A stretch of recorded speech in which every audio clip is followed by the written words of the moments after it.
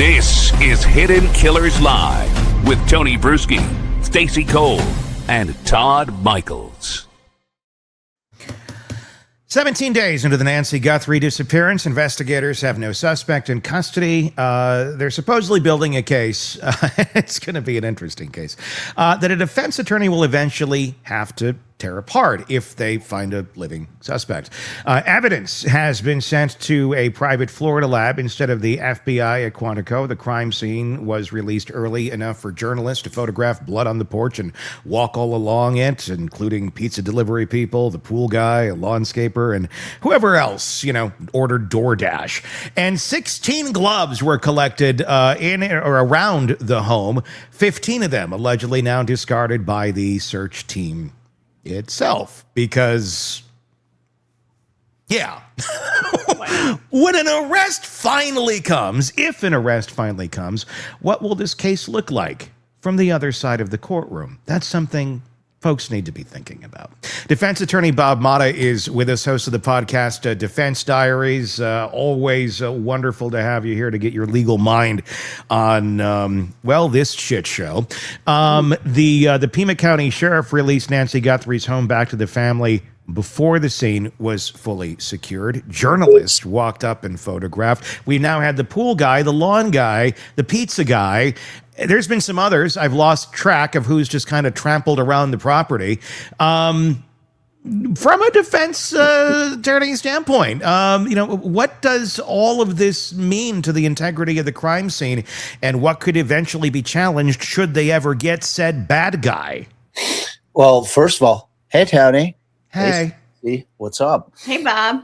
Good to see you guys. T, it's the gift. It's the gift that keeps on giving. That's what Jesus. it is. Yeah. I mean, the moment that a crime scene is released and unauthorized people have access, journalists, family, anyone really, the chain of custody for that entire location is absolutely compromised. There's no two ways about it, because you have unknown people who have walked through. Because remember, here, it's not just probably shitty processing on the front end and then release. It's shitty processing, release, re-grab the property, more shitty processing, release, re-grab. This went on multiple times. It's a circle of shit. It is going to be an absolute issue at trial.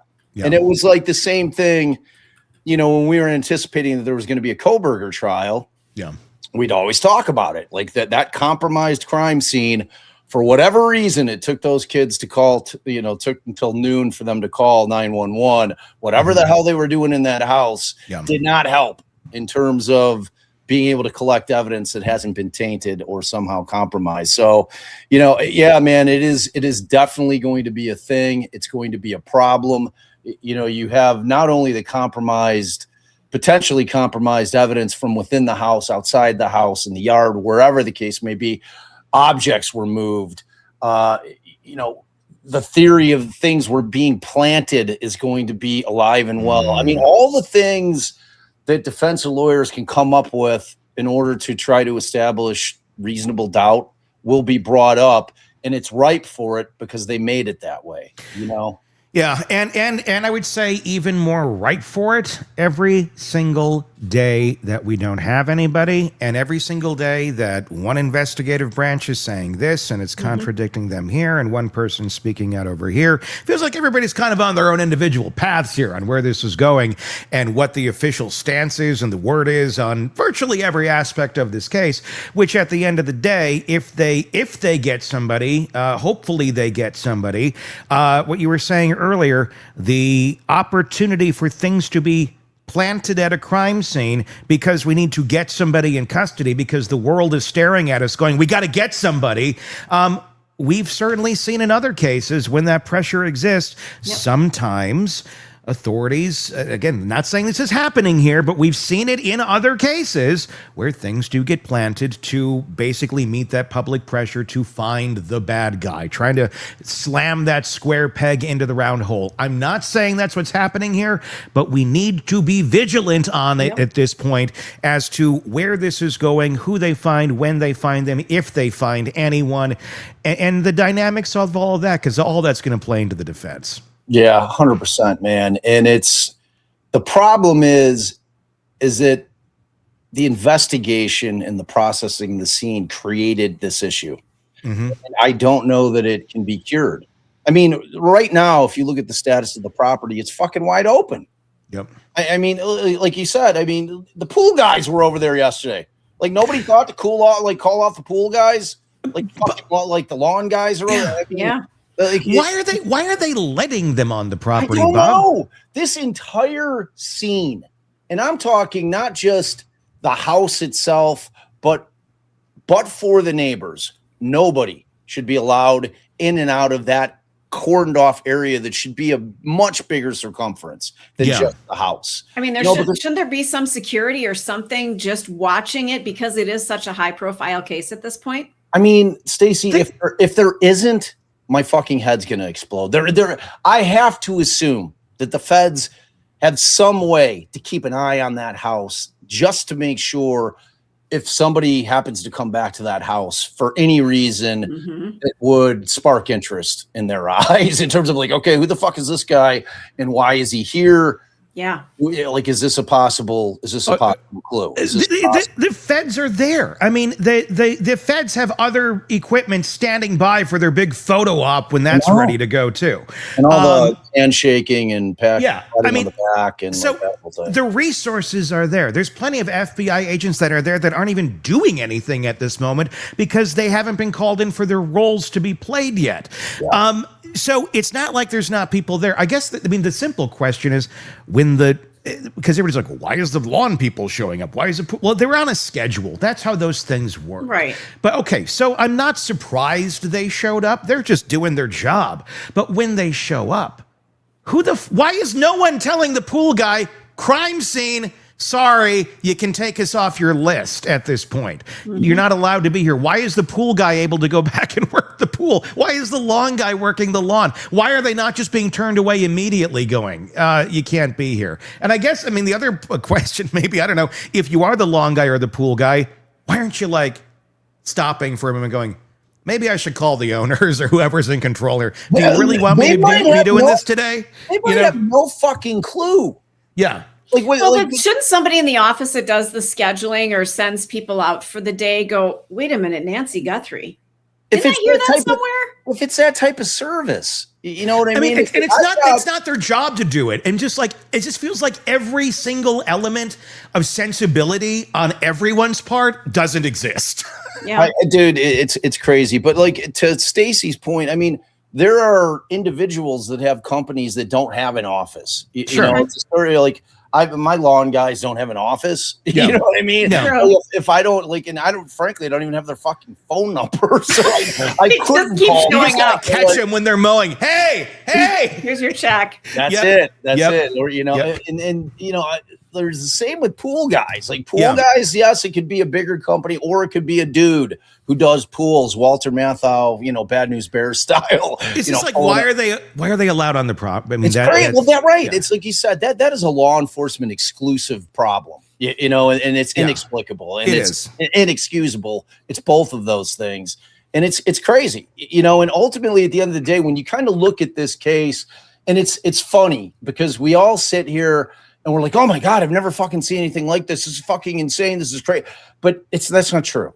Okay. Because the way that it goes, like all we need to do is go back to the point before Kohlberger was arrested. We were saying the exact same shit about that investigation. We're all losing our fucking minds. The families, some of them were losing their minds. These fucking guys are incompetent. What are they doing? We need to hire real, like Gabby Petito, same thing. Like every time we have this kind of period of time where the thing doesn't get solved and everybody starts micromanaging one another in terms of agencies and they're not playing well with one another, and it kind of spills out into the public, and we're watching, things kind of unravel, or at least it seems from our perspective as the public, because the reality is we have no fucking idea what they're doing behind the scenes in terms of the feds and PEMA. I don't know how well they're working together, or how they're not working together well. I don't know. I mean, we're all seeing the same stories, conflicting reports from fucking different people, and the feds just never say anything, which is what they do. The feds do not come out and update the public. That's not how they operate. That's cops, not federal agents. They just don't do that. When we hear from feds is when they make an arrest. That's when we hear from feds. So in terms of whether they're playing well with one another, I would hope so. And I mean, obviously we see the Nano stories about 2016 where he's talking shit about the feds because they're investigating him, and I don't trust him. So, I mean, that has legs. I mean, that's not an irrelevant story. I mean, the guy probably does have some kind of feelings about the feds for fucking looking into him. So, but is he able to put that aside and do what's best for the investigation? You would hope so. But, then you get the PEMA union, the police union coming out with a 299-1. Like, no confidence. I know. It's like it says something. Track records say something. I'm curious, Bob, what's your take from your perspective on the glove? I mean, I don't know which glove of the 16 we're talking about. We're talking about the one that was found 2 miles away from the home. And I've been trying to quantify why this glove is important. And the best that I can glean from any sort of reporting or any sort of statements made by authorities is this. I mean, and I'm just paraphrasing, but this is essentially what's been said, is that it's looks similar to the one in the videos. I mean, so does every latex glove. Right? Like, so are we we're going at we're 2 mile radius? How many latex gloves are we going to find on the ground if we truly canvass every inch of this community where there's also homeless and there's also drug use and there's also a lot of reasons and ways and places that people would use these latex gloves? And just because there is unidentified male DNA on it, this latex glove found 2 miles away, we somehow think it's going to be related to this case, but we've not tested it yet, so we don't really know. So how the hell are they coming to this conclusion already that this is the A1 valuable piece of evidence, or is this all just a big fucking ruse? I don't know, man. It's like, it depends on who you ask. Yeah. Right? And I'm waiting. I don't know what the over-under is on minutes before somebody says nitrile. The nitrile gloves. I was like, I kept calling them latex gloves. No, they're nitro gloves. They're nitrile. They're nitrile. Okay. Excuse me. Yep. Whatever. People that use them, I guess, care about that. But, and that's about it. To your bigger point, that glove scares the shit out of me. Like if you're the dude who threw that fucking glove out of your window and you don't have a damn thing to do with this thing, and they somehow have decided that this is important to the Guthrie case and is connected for reasons unknown, and they get a DNA hit on it, and then you're hauled in and you have nothing to do with it, you're like, holy shit, man.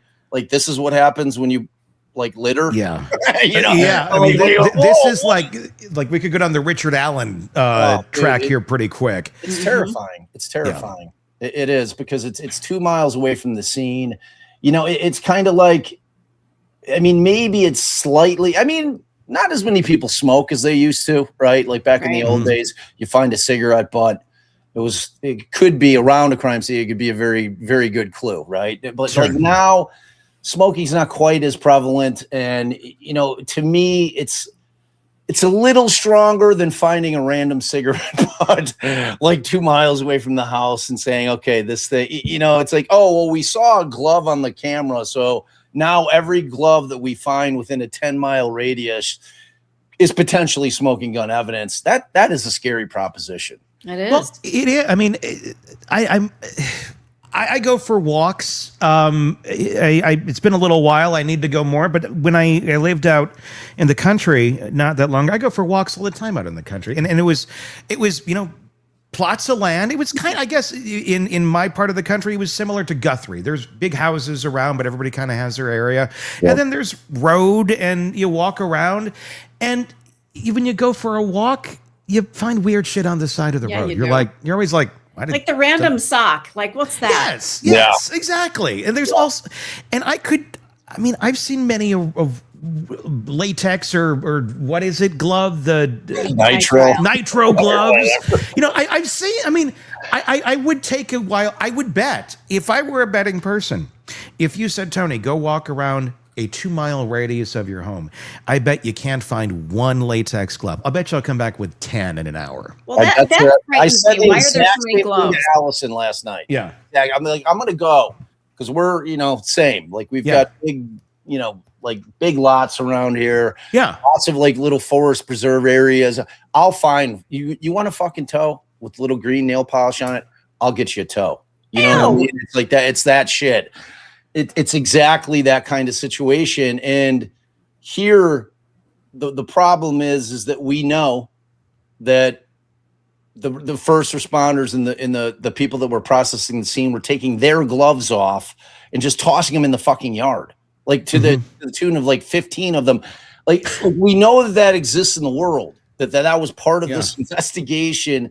You can't trust a glove that you find 2 miles away, man. So whether or not, Enton interviewed somebody yesterday, a guy that works for Pima, and he's not like I think he was a sergeant, and this guy's like, nah, I don't know, man. Is it smoke and mirrors? Is it a wild goose chase? Maybe. I don't know. You know what I mean? At least that guy's being honest. Yeah. The potential weight of that particular piece of evidence. But I don't think that the case is going to hinge on that particular glove. No, I'm not understanding why there's this weight on this glove. Like, it's for lack of evidence that we're aware of. You know what I mean? Like, I think a lot of that comes from the public. I think a lot of it is trying to address the public speculation about this glove that was. It was literally. I remember when the story popped up. Oh, there's a fucking black glove, 2 miles away from the house, and then that became a thing. Yeah. And then like the feds are like, all right, well, let's go collect it, or Pima, whoever it was. And then you had the pissing match about what lab they were going to send it to, and it's like, it can't hinge on that. I mean, to me, and I don't know if we're getting to this, but I think where this investigation gets solved is where they are able to finally, and I saw you did a short on it, T, and it was exactly right. Like, get all of the Walmarts, the Targets, every place that sells those, because those aren't specific to just Walmart. I've bought that. Well, the backpack is a Walmart specific. The other items are not. Right. But they do sell some of them there. So But what I'm saying is, you do look everywhere. You go to every big box store in the area and say, all right, I need you to go through your system and find out if anybody bought 2 of these items at the same time, and if or the same day purchase at different stores, line it up, cross that. When you can get a receipt, when you can find these items being purchased in somewhat sequential order, hopefully maybe from the same receipt at the same store, or maybe different places. Then you go back, then you can look at the cameras in that store, figure out who bought it, get a shot. Okay, there's at least a person of interest. Then if you can cross-reference the cell tower ping with said person, and if that person is pinging over there, then you have a suspect. And you got a suspect. And I would hope the first thing that they would have done is that you send out preservation letters to all of them, like the feds. You got to go into every big box store around the entire general region, right? I'd probably go out 20 miles and be like, look, pain in the ass, but we need you to preserve all your video. I don't know if you overwrite after a certain point. We need everything. We need everything preserved, because what we don't need them is trying to do whatever they did with Ring in terms of, or the Nest recovering deleted. Shit. Like, so you put it out there to all the big box stores. You are preserving all of your video for the last, we're going to go back as far as you can before it's been overwritten. So whatever date that is, as far back as you go, we need you to preserve it from that point moving forward, because we're going to need to look at it, because that ultimately, to me, is what is going to solve this case. It's going to be that exact thing, because that's how they'll narrow it down. But those 3 steps that you just talked about are exactly how they land on a suspect. And what's scary, it's like, okay, we're saying this. out loud. I mean, we can't be the only ones knowing this or thinking this. This is just common sense shit. But I'm scared sometimes because it's like, oh, we didn't do that yet. In some cases, it's like,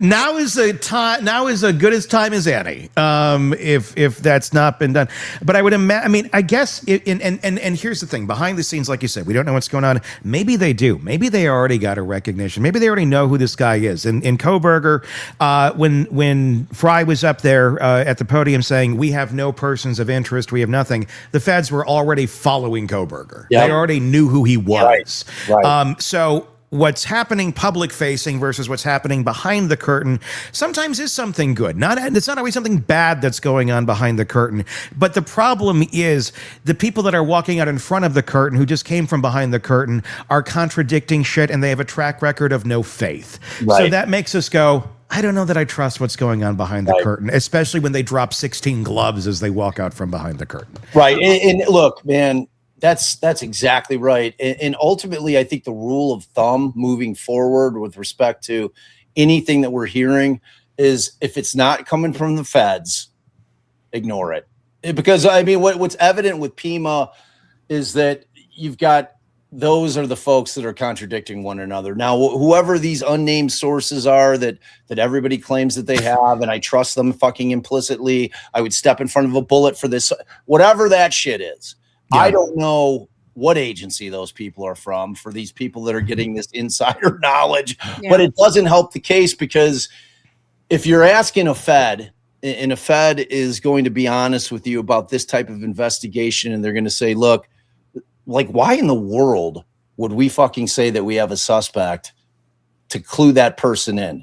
Why would they ever do that? Like, that makes no sense. It's nonsensical for them to announce to the world just because we want to know. The public wants to know. Fuck the public. We're trying to get a case solved here. We are of no consequence. Well, I'm sorry. As much as we want to know. At the end of the day, there's a missing woman. Can we just freaking find her? That's what it's about. Can we find her too before we start telling him we're going to kill him? Yeah. That might be a little, when you're trying to draw somebody out saying, you're going to die. Right. Death penalty. Like, okay. And it's not that I'm opposed to it. Kill the fucker if he killed this woman in some sort of malice. But can we get him first? Can we draw them out before we start shooting at the hole that he's in?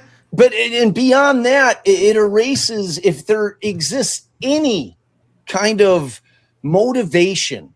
Like, as this continues to go on and the person or persons are like, fuck, man, this is like a nightmare. Nancy sitting in some cabin, up in the mountains somewhere. Like, they're like, this is fucking crazy. And like, what are we going to do? So if there was any kind of motivation to say, all right, like, we've got to like end this somehow. Let's tell them this is where Nancy is, then we're going to dip.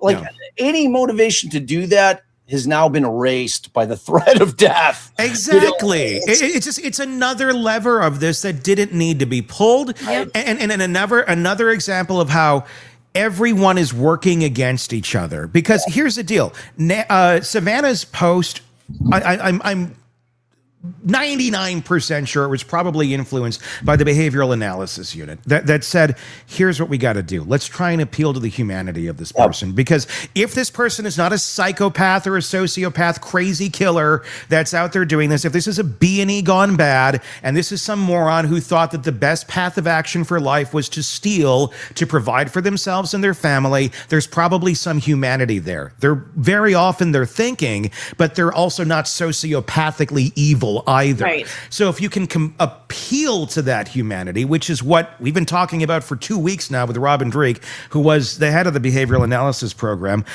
is just that, appeal to the humanity of those around this person, to influence them, to inspire them to do the right thing, to go, yeah, this is because they're probably sitting somewhere in horror going, oh my God, yes, this was a B&E gone bad. I thought I was just dumping a body, and now you have the president of the US saying they're going to kill you. That's quite a stretch, quite a change from like B&E gone bad to holy shit. If you can inspire that person to come out and do the right thing, or at the very least say where the fuck they dumped the body, that's what we're going for. That's what Savannah's videos are about. It's about inspiring that someone to come out or someone to say, okay, enough is enough. I know the person who did this. I'm not going to let this family suffer. But that doesn't work when you threaten to kill them. I know. What is Robin's take on, like, does that coded language is which, how I would categorize it, kind of the, does that work? Coded. It's not coded. It's just truly inspiring someone. No, but it's like really, that's what they call it. It's like coded. It's not like it's a secret code, but it's like these words are being used. Specific words are being used in order to trigger that emotion that you're talking about. Like, so I don't know. Does it ever work? I'm not saying specific words. I'm just saying the messaging in general, the direction of it, of just, I mean, look, there's no coded message to if they're watching. They're trying to use certain words and terms in order to emote or to cause some kind of emotion. Yeah. But what I'm asking, is does that shit ever work? Like how many of these kidnappings, and they're not, at least in this country. I mean, obviously we go down to Mexico with the cartel shit, that's different. Yeah. But up here, I mean, like I'm trying to remember if I could think of anything where there was a major kidnapping where that kind of shit kind of worked and the person just felt bad. And I was like, okay. Well, and it's not necessarily just for that person. It's for those around that person that may know if they told somebody and inspiring them to come forward to that's everything. So it's kind of a blanket thing for that person or those around that are maybe not monsters. The worst they're doing is stealing from people, but at the end of the day, they're not murderers. And they don't want to be known as a murderer, and they don't want their family to think of them as a murderer. But they also don't want to think of it as some sort of a horrible, cowardice, vile person that did this and is now going to go hide in a hole for the rest of their lives either. So it's kind of speaking to the ego of that individual. And again, just the humanity, assuming they're not sociopathic or psychopath, then you're dealing with someone who doesn't give a shit. But if you can reach that individual or someone immediately close around them and influence that way, that's the thought process. That's what Savannah was doing. Yeah. And like that kind of dovetails into that conversation of what this was. What was the intent of this thing? It can only be a few things, right? It was either a burglary that went bad. It was a kidnapping that went bad. And when I say went bad, in the sense that they kidnapped her and her failing health caused her to pass away, like right after they kidnapped her, and they're like, holy shit, what do we do now? Or it was a kidnapping and she's still alive. Like to me, those seem to be the three possibilities to me. And I know it's coming out, that some unnamed law enforcement sources are saying that it's a burglary gone bad. To me, that makes no fucking sense. Like, I don't look, and I did it a long time in terms of working with criminals and being on the criminal defense side of it. And yes, there are a vast majority of criminals are not smart. But in terms of thinking that if this was a burglary that went horribly, horribly wrong, that the best thing for you to do is to now take the deceased 84-year-old woman away from the property. And you've now created a much bigger issue for yourself, which is disposal of the body, which is really, really fucking hard to do. Like, I don't know what people think. Like, this is not TV. Yeah.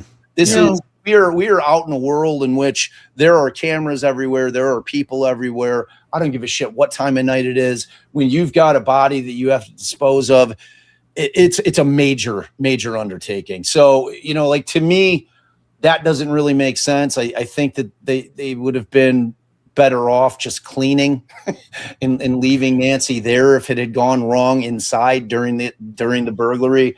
Because that to me, it's nonsensical. Like, why are you bringing the problem with you? Well, right. But I agree to an extent, but it's also nonsensical if you're going to go and break into somebody's house or whatever the hell the intent was there and not prepare for a Ring doorbell that you're literally grabbing foliage to cover it with, which we discovered last week on the show together as that was dropping. Like, that to me just shows like stupidity. So, I mean, I don't know. I feel like moment of oh my God, he's there for 40 minutes trying to figure out what the fuck to do.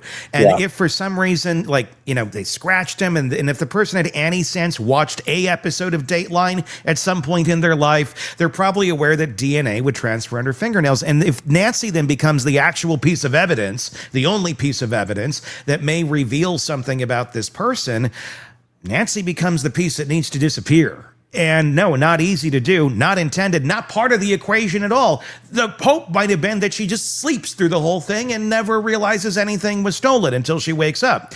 But you're sitting there, you're freaking out. It's not part of the equation. Oh my God, what do I do? I've never done a thing like this. Maybe the best thing is to take the body. They're not thinking of that because they have no reps. They're thinking that might be the easiest path.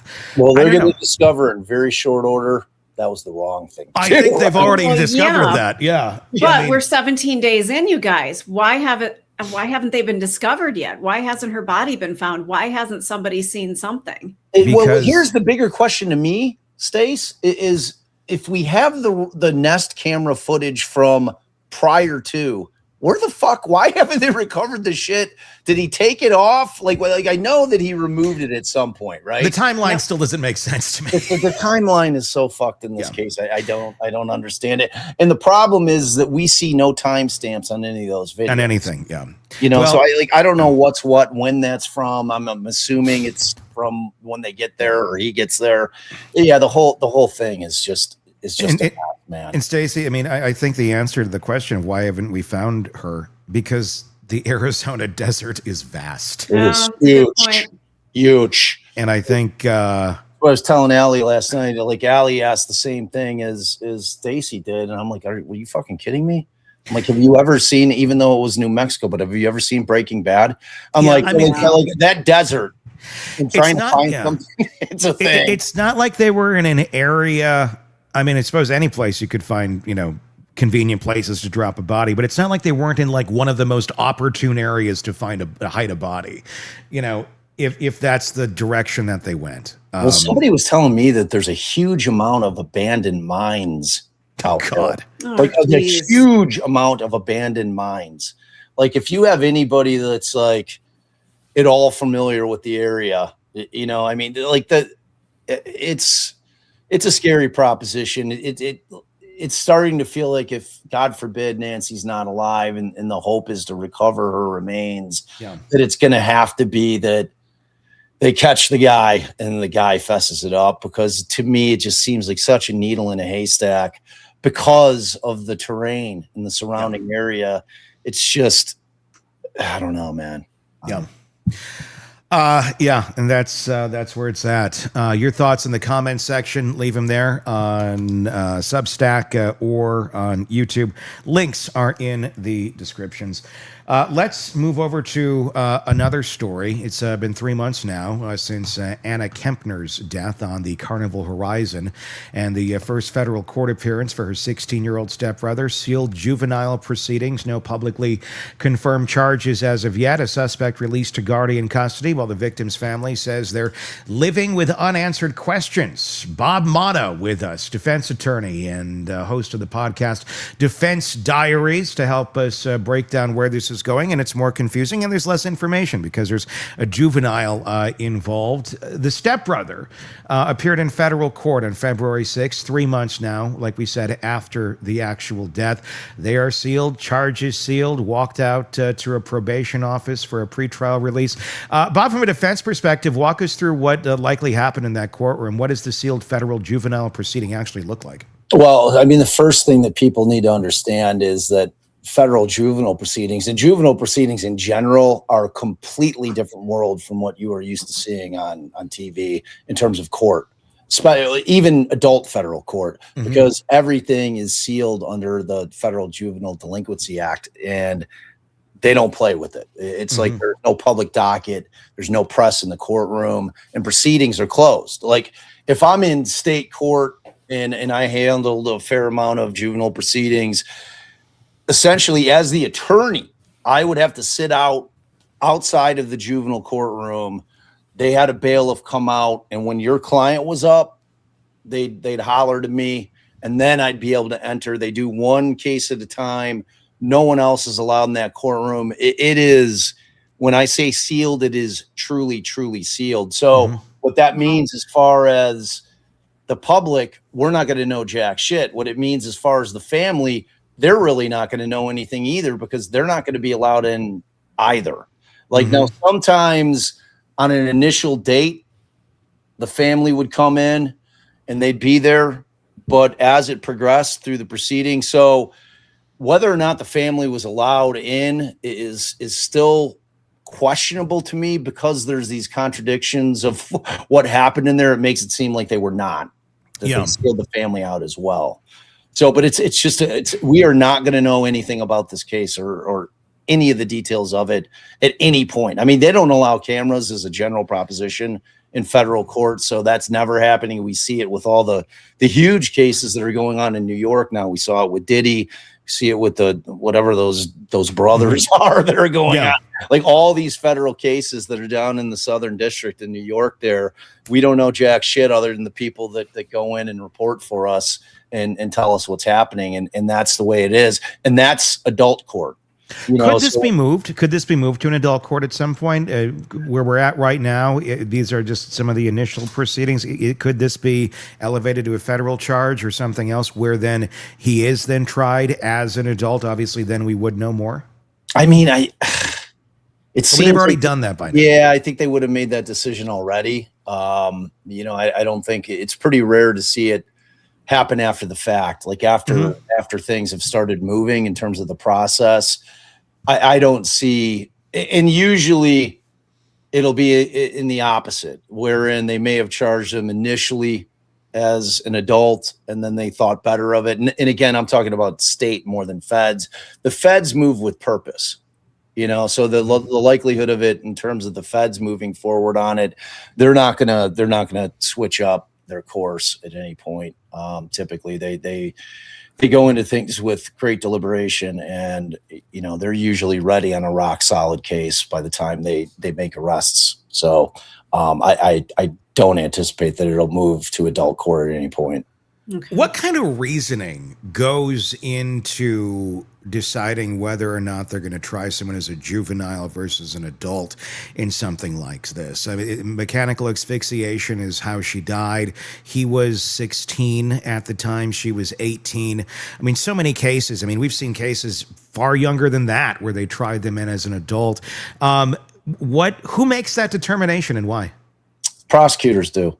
Ultimately it's the prosecutors now, and it depends on jurisdiction. Like if you're between state and federal is one thing, but if you're talking about, like, I'm covering the Colin Gray trial right now, and the child, the shooter, Colt, who shot up the school, Appalachia High School, killed the two kids and the two teachers and injured 9 others. They're trying him as an adult. Now, in the state of Georgia, they have what has been the nickname for it is the 7 deadly sins law.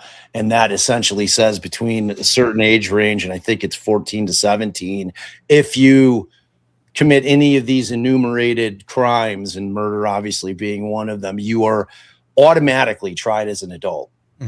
There is no discretion from the judge in terms of how they're going to be tried. But like ultimately at the end of the day, if you're going to try to get in there, I mean, it's really going to lay in the hands of the judge though. So like, I mean, the state or the feds can come in and say, we want to try him as such, but there's going to have to be some input from the judge in terms of how it's going to land, and the federal system is just a different beast, because they can transfer a juvenile to adult proceedings depending on the age of the kid.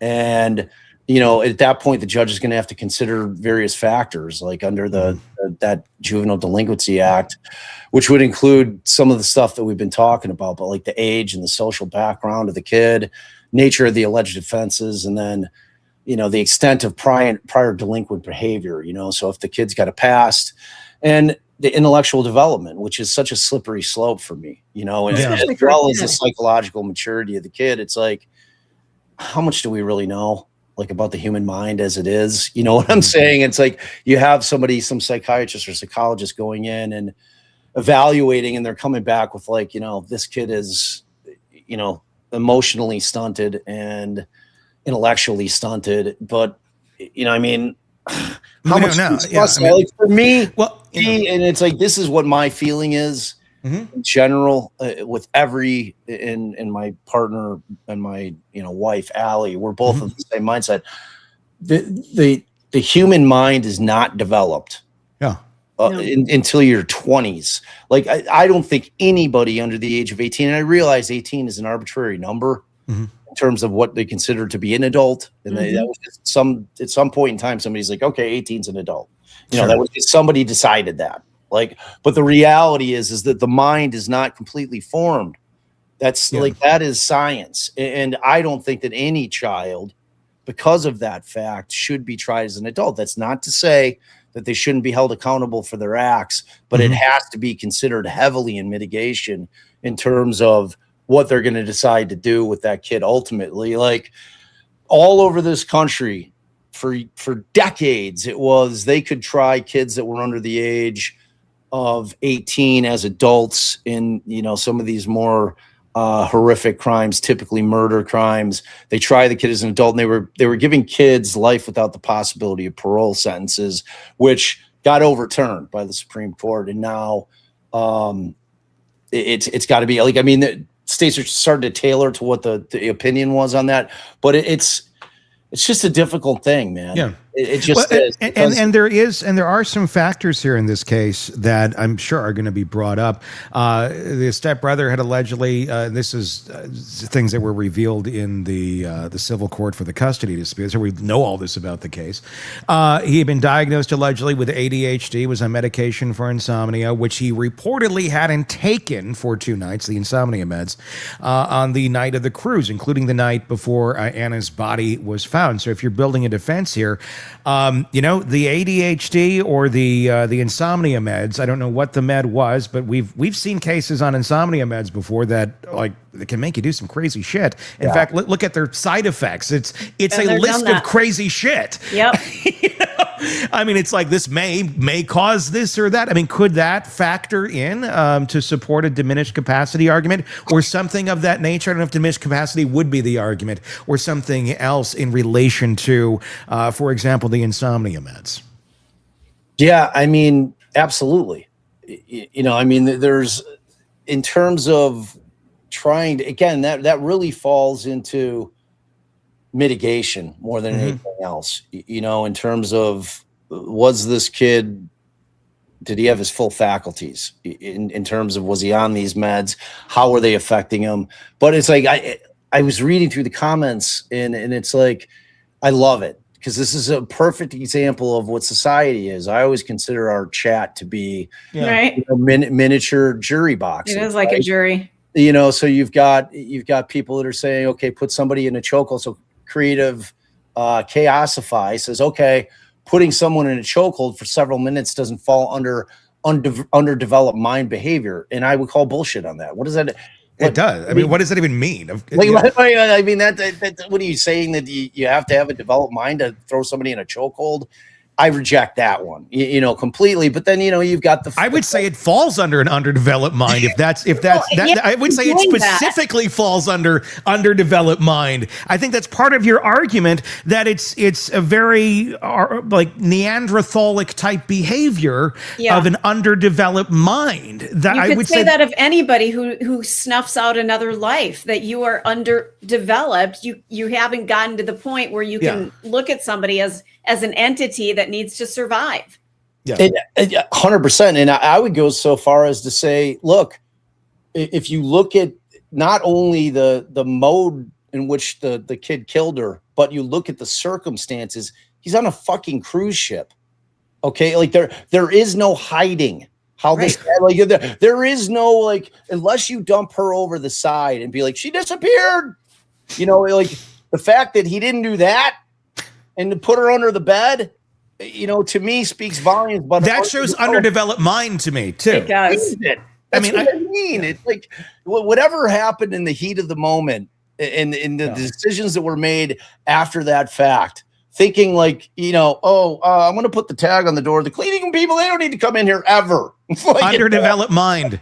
Yeah, underdeveloped. It screams it to me. So yeah, I mean, how that thing's going to shake out.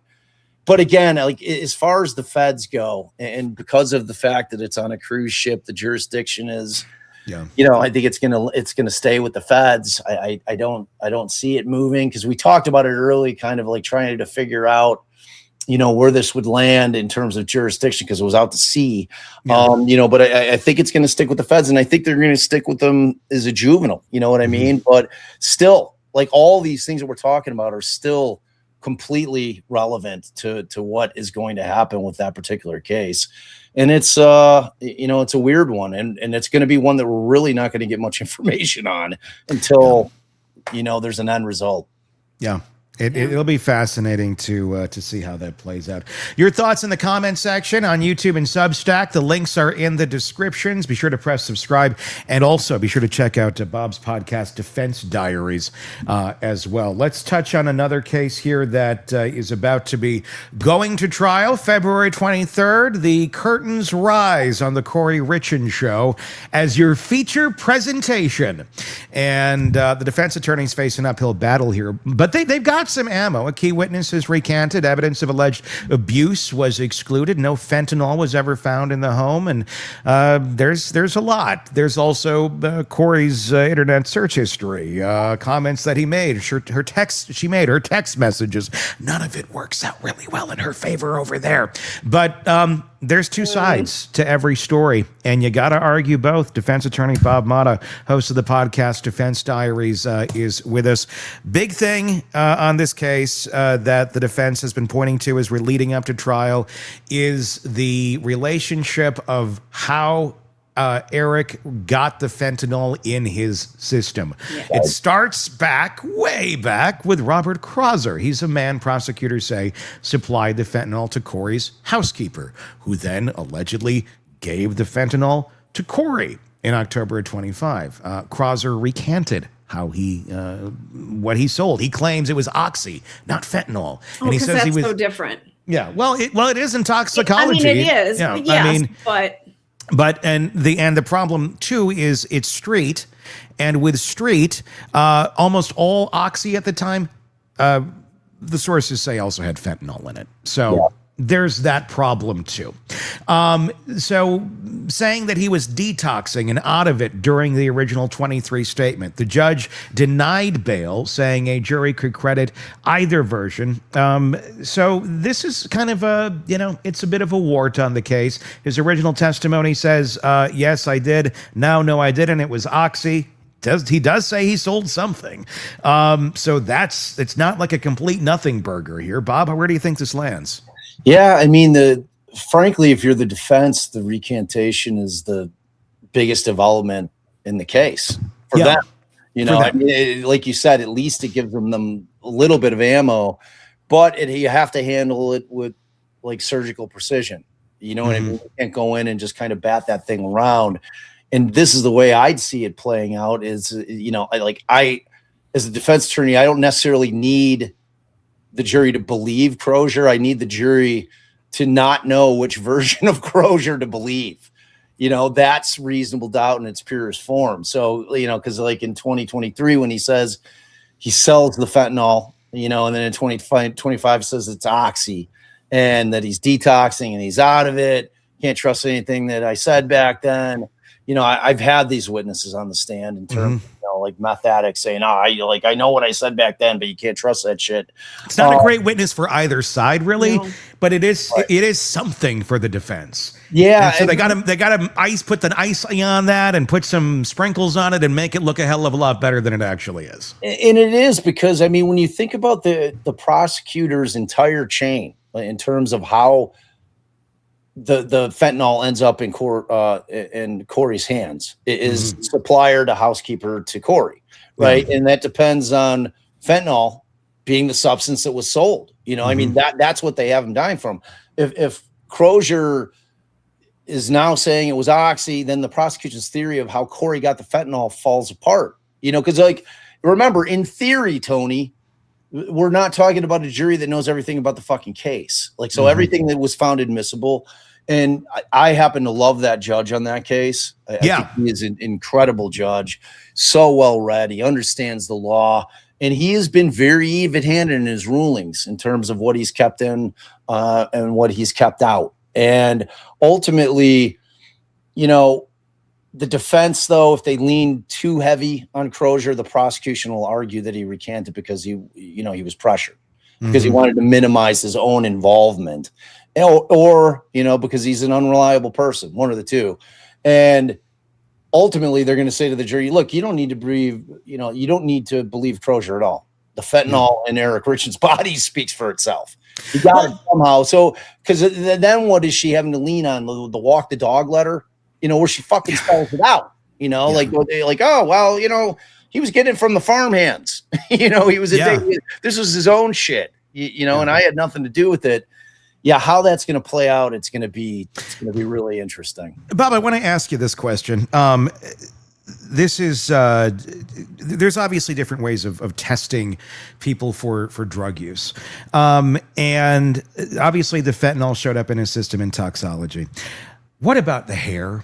What about his hair follicles? Did anyone ever take a look at that? Could anybody go take a look at that? I know he hasn't been cremated, but here's why I ask: to show a pattern of illicit fentanyl use, if there is one, or if there is not one, because it could work either way for either side. If it shows, yes, because this test should be able to show that. Right. If there has been a lot of use over time, it would show, okay, he's a regular user of this. The likelihood that he overdosed himself goes way the hell up and is a boon to Kouri Richins. Or it shows he's not a user at all, because Kouri's they're trying to get evidence in as evidence of bad behavior of, well, back in high school he used some drugs. I mean, these are people in, I don't know their exact, they're their 30s, I believe, or 40s. So it's like, yeah, we did a lot of things 20 years ago that we don't do today. So that's a pretty weak argument, but it could work either way. Is this a lever neither side wants to pull because nobody's sure of what it may reveal? I mean, maybe. I mean, that's the best rationale as to why it hasn't been done. Yeah, I mean, because I've heard nothing of it. It's not even like, did they think of it, or is it like? I mean, they had to have fucking thought of it, right? I mean, there's so many things that come out here. We're like, oh, they didn't think of that, did they? I mean, yeah, but like that. That seems insane, though, right? I mean, like, look, if I'm handling drug cases and my guy got probation and he's got to go to probation, he's got to drop weekly or monthly or whatever the case may be. They're always doing urine analysis, right? They're doing a test. For that purposes, in terms of probation situation, testing the hairs is cost prohibitive for them. When you're trying to solve a murder, like, cost can't be. Yeah. Like, that is not the impediment. It's got to be something else, which leads me back to what you said. Is this a thing where one of those situations where neither side really wants to know what the answer is because it could fuck either one of them? Yeah. You know what I mean? Which, I mean, this is showing rings on the tree, not just who pissed on the tree. Exactly. Exactly. And that pattern is what would really, I think, answer a lot here. I mean, it doesn't definitively show anything, but it would show a pattern of illicit drug use. And if he's not a regular illicit user of fentanyl, most people don't just like, hey, it's fentanyl day. Well, yeah, it's Saturday night. I'm really looking for something to do. Let's go find some fentanyl. We'll fuck with some fentanyl night, big fentanyl night.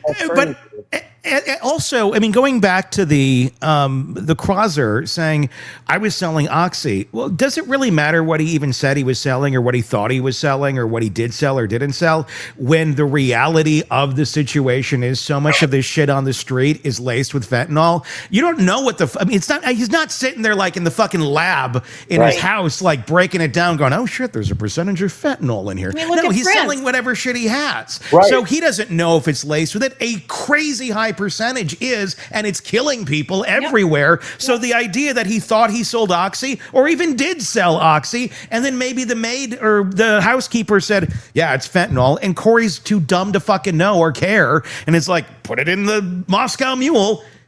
End result is the same. It's just the semantics of people arguing what they think they're getting and not getting. People think they're getting Oxy every day off the street, and it's fentanyl, and they die. Right. And that, like, to me, that's on the state to go through his chain of supply, like because you don't know who he gets his shit from. And I'm talking about Crozier. Yeah. If Crozier gets his shit from a dude and that dude gets it from a dude and it's been stepped on by two different people making its way through the supply chain, you know, you would think that would be a way for the state to go, all right, well, we're going to squeeze this guy to give up who his supplier is, you know, so that you can kind of follow it down the chain ultimately to where say, you know, like they're having the conversation with whoever his guy is. And they're saying, look, we're not trying to fuck with you. Like we're trying, we got bigger fish to fry than you. We need to know, do you, when you're, you know, when you're baking your shit up, you know, are you cutting it with fentanyl, you know, which is very, like you said, it's super common because it's cheap and, you know, people feel it. You know, the problem is it's always dosage. That's what's killing people because it makes a very, you know, and these are just fucking like drug dealers, not science lab guys. No. So, you know, they're cooking this shit up and they're sending it out into the world and they've, you know, They've laced it with something stronger, and they fucking laced it with too much shit. And you don't have portion control, basically, and that's what fucking kills people. Yeah, and they don't care. So yeah, I mean, it was street. Like, you know what it does? It doesn't necessarily solve the case, but it for the defense, if it came back that there was a history that goes back a certain period of time, it certainly establishes some form of reasonable doubt. If I were Kouri, their entire theory of the case, the states. If I were Kouri and I knew my husband had been a regular user of this, I'd be fucking exhuming the body. No doubt. I mean, it'd be like, even if you did it, I'd be exhuming the body to put that piece of doubt in there. Obviously, it would have to be admitted at this point in time, but it would be, I don't know. I think it could tell a lot, but but wait, there's more. Kouri's search history. After Eric's death, that kind of tells another story. What if what is a lethal dose of fentanyl? Okay, I mean, I could see someone Googling that but if you were like, well, what, curious? Yeah. If someone is poisoned, what does it go down on a death certificate as? Okay, a little more curious, but you're still trying to figure out how this works. Luxury prisons for the rich in America. That's a problem. How to permanently delete information from an iPhone remotely. That's a problem. Yeah, it gets a little dicey there. What's the defense play here on the text? I mean, look, let's just be frank about it. Those text messages, to me, are the strongest evidence the state has. I mean, words are hard. Words are damaging, you know. Yeah. And didn't she text if he could just go away? I mean, it's not really a confession. As somebody who's going through a divorce myself, believe me, the shit I've said in text messages, you could hold up in a court of law, but my soon-to-be ex is still walking the face of the earth, so that doesn't make me a murderer. Yeah, and there are some texts, and I don't have them directly in front of me, but you're exactly right, Stacey. There are some where it's, I wish, you know, it would be so great if like this could all go away, or he could go away. It doesn't say murder or anything like that, but then there's another one. And this is the more damning one. And I just did a piece on it this morning, but it's something to the effect of by Friday, like all this will be gone. Something of significance will change. It's denoting a time period before something very dramatic happened. And that is the damning one. Yeah. Because the other stuff, like the stuff post-death, you can contextualize, right? You can say, sure. You know, look, man, like her husband just died. She's in shock. She's getting calls from people that are saying that she fucking killed him. You know, unexpectedly, people are whispering about poison, all this shit. And the first thing that a lot of people would do in that situation is like, well, what is a lethal dose of fentanyl? Or, oh my God, could someone have done something to my husband? Did I give him enough? You know, luxury prison shit could be like, she's hearing the news. She's terrified. So she's like, oh, well, you know, if I'm going to go to prison, what's the best one I could go to? You know, I mean, none of that is really going to work on a jury, but like, you got to try to do something to contextualize it. But like you said, the other ones, brutal. I don't know. There's a lot of weird around this case, and weird doesn't always mean guilty. And this other piece that's now starting to come into play, again, doesn't mean guilty. What we're about to say here, this person was never charged with anything, and I'm not saying they had anything to do with this, but it's just documented history. Kouri's mother, allegedly Lisa Darden, an unsealed search warrant revealed that Darden's romantic partner died of an oxy overdose in 2006. Uh-oh. Shortly after naming Darden as the beneficiary, the detective wrote, "It's possible Darden was involved in planning Eric's death. Darden was present the night Eric died. No charges have been filed against her. She's innocent. She's not been charged." This is a little odd. I mean, when you're looking, I guess it's an odds game to me here. Obviously, in the world that we live in, we probably all know someone or know of someone, depending on how far out, that has died of an overdose of some sort. But to have two people this close to your degree of separation, a partner, and then the partner of your daughter, both dying of overdoses of illicit drugs, the odds are got to be a little high. Like, you don't have good odds of this being something that's going to happen to you in your lifetime, maybe even once and then twice. Again, not saying anything. I'm just saying it doesn't look very good. If that gets admitted in here, what's your take on that? And again, we're not saying she did anything, but it's like, oh, yeah. Like, you got to think, if you're defense counsel, you got to think long and hard how that thing plays out. Like, if they decide to make mom an alternate suspect. Well, I mean, it doesn't make her an alternate suspect, or does it make her like an influencer of someone who may have said, you know, honey. Oh no, I'm going beyond that. Yeah, I'm putting it on fucking mom. Like, I didn't do it. But she's good with mom. And mom is the person who she wrote the walk the dog letter to as well. So it's kind of like again, it's fucking weird. It's fucking weird. But I'm just saying, if they have if they have the opportunity to point the finger at somebody else, and Kouri's like, sorry, mom, I mean, but that could absolutely, that's the fucking nuclear option, right? It just is. It's like, because that, like, the people on the jury are going to be like, oh, this bitch, now she's throwing her mom under the bus. Well, really? But like, Bob, I mean, could the prosecution use it not to say that mom did it, but that it's a this pattern, an influence, as an influence, basically. I mean, what do I do, mom? I'm unhappy.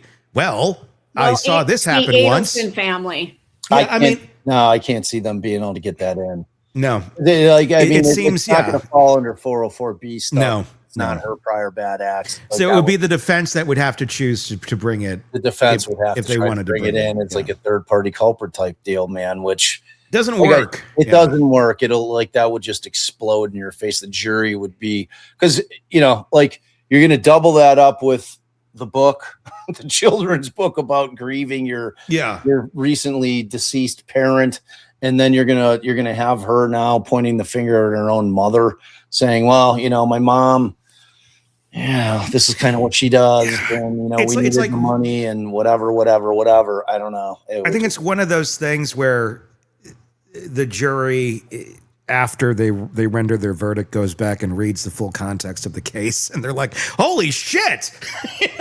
And either that's a holy shit, like, oh God, we made the right call, or holy shit, I wish we had more context. Yeah. I mean, to me, like, the probably the best play, if you're trying to figure out as the defense, because again, I don't see how the state would ever be able to get that in. But from the defense side of it, you're not going in with the sledgehammer. You're going to try to go in with like a scalpel, and you're going to be like, look, okay, like, I'm not going to point at my mother and say that she's the one who did it. But what I'm going to say is this investigation was incomplete, because the reality is that she has this history where there's some question of what may have happened here, and it seems problematic. And this, again, is the defense. And you're trying to sit there and you're saying, look, they didn't investigate that fact. And when you couple the fact that there's some kind of potential history attached with my mother to this type of thing happening, and the fact that my mother was at the house that night. Mm-hmm. Just really kind of shows you, can you trust the investigation? So you try to steer it less from pointing the finger at mom and more towards, okay, there were other possibilities here that law enforcement just failed to look into. You know, I mean, like, that's the softest blow where maybe you're not getting the massive pushback that you would if you're just pointing the finger at mom and trying to throw her under the bus. And there's a lot that can be argued over there. Her defense attorney has said that's a conspiracy, that there's no way that could be. And it's also been noted that her previous partner, the one who died of the OD, had been a user for a while. There was a quote from somebody that involved in this that allegedly was saying also that at the time of the death, though, they weren't in an active recovery state. And that could also be taken two different ways, too. So it's a big if. The proximity is what makes it weird to me. The odds of this being that someone is that close, just they're not good. But people win the lottery, too. You know, odds do happen in different situations. Yeah. So many questions. We'll be covering the case here on the channel, and we'll be giving you live courtroom coverage on the podcast, and of course, updates throughout the week. Are you guys covering it over there on Defense Diaries, Bob? Oh yeah. Right. See, my problem is we're doing this Colin Gray trial, which is going to butt up against it, because that's a very, very important case. Like, when you kind of like sent me what we were going to chat about, I'm going to put that on the list for next week, because the end result of that, if they find this father guilty of second-degree murder, is historic in the sense that it's never been done in this country. The Crumbleys got nailed with, the involuntary manslaughter, but this is different. And I saw your tweet about that yesterday, and my thought was, okay, how is this different than the Crumbleys? And that's a good question, and I think a lot of people are wondering that, so we'll talk about that next week. Cool. When you're on. But Defense Diaries, go check it out. Podcast, wherever you get podcasts, YouTube. Go press subscribe right now to Defense Diaries and check that out. Give us your thoughts on this case in the comments section on YouTube or on Substack. The links are in the description. We'll continue our conversation there. Until next time, for Todd, for Stacy, for Bob, I'm Tony Bruschi. We'll talk again real soon. Want more on this case and others? Then press subscribe now and don't miss a moment of true crime coverage from Tony Bruschi and the Hidden Killers podcast.